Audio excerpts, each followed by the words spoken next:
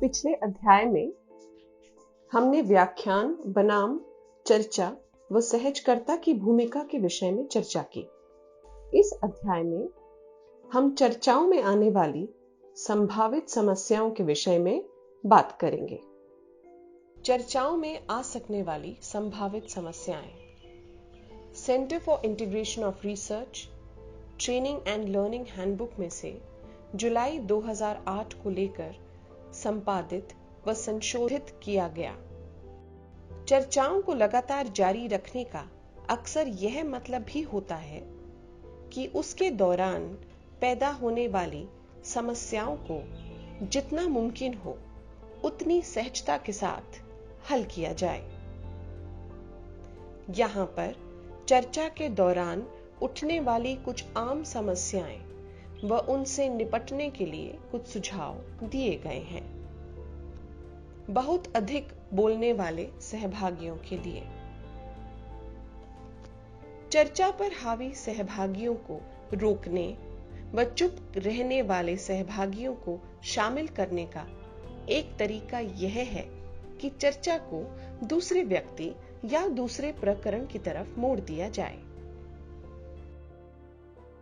या फिर आप यह भी कर सकते हैं कि उनकी टिप्पणियों का पुनर्कथन कर दें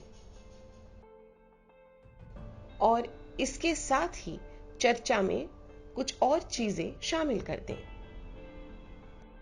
फैसिलिटेटर समूह के किसी एक या ज्यादा सदस्यों को कुछ सत्रों के लिए अवलोकनकर्ता के तौर पर काम करने तथा अपने अवलोकनों को समूह के साथ साझा करने के लिए कह सकता है। मुमकिन है कि बातूनी व्यक्तियों को अवलोकनकर्ता की भूमिका देने से उनमें संवेदनशीलता का विकास करने में मदद मिले। एक दूसरा तरीका यह भी हो सकता है कि समूह को अलग अलग कामों के लिए छोटे समूह में बांट दिया जाए। बिल्कुल ही न बोलने वाले यानी चुप रहने वाले सहभागियों के लिए। बिल्कुल ही न बोलने वाले यानी चुप रहने वाले सहभागियों के लिए एक तरीका यह हो सकता है कि उन्हें छोटे समूहों में या दो के जोड़ों में बात करने व उन बातों को साझा करने का मौका मुहैया करवाया जाए। छोटे समूहों में कई सहभागी अधिक सहजता से अपनी बात कह पाते हैं। एक दूसरा तरीका यह है कि बीच बीच में उनकी राय जानी जाए, जैसे आप इसके बारे में क्या महसूस करते हैं। इससे सहभागियों को गलत जवाब देने के डर से उबरने का मौका मिलता है। एक और तरीका यह हो सकता है कि सहभागियों को अपने जवाबों को लिखने के लिए कहा जाए। लिखे हुए शब्दों की वजह से बोलने से डरने वाले व्यक्ति अपनी बातों को आसानी से बता पाते हैं। बहसबाजी में बदली चर्चा के लिए। अच्छी चर्चाओं में कई बार टकराव पैदा हो सकता है। अगर टकराव को अनसुलझा ही छोड़ दिया जाए तो वह लगातार परेशान करता रहता है। यहां पर टकरावों को सुलझाने के कुछ तरीके सुझाए गए हैं।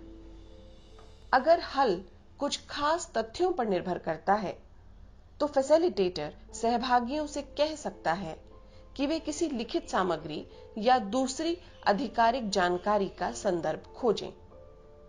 अगर किसी जवाब को प्रयोगात्मक तौर पर साबित किया जा सकता है तो फैसिलिटेटर इस मौके का इस्तेमाल उस तरीके को आजमाने में कर सकता है जिसकी मदद से उस जवाब को साबित किया जा सके।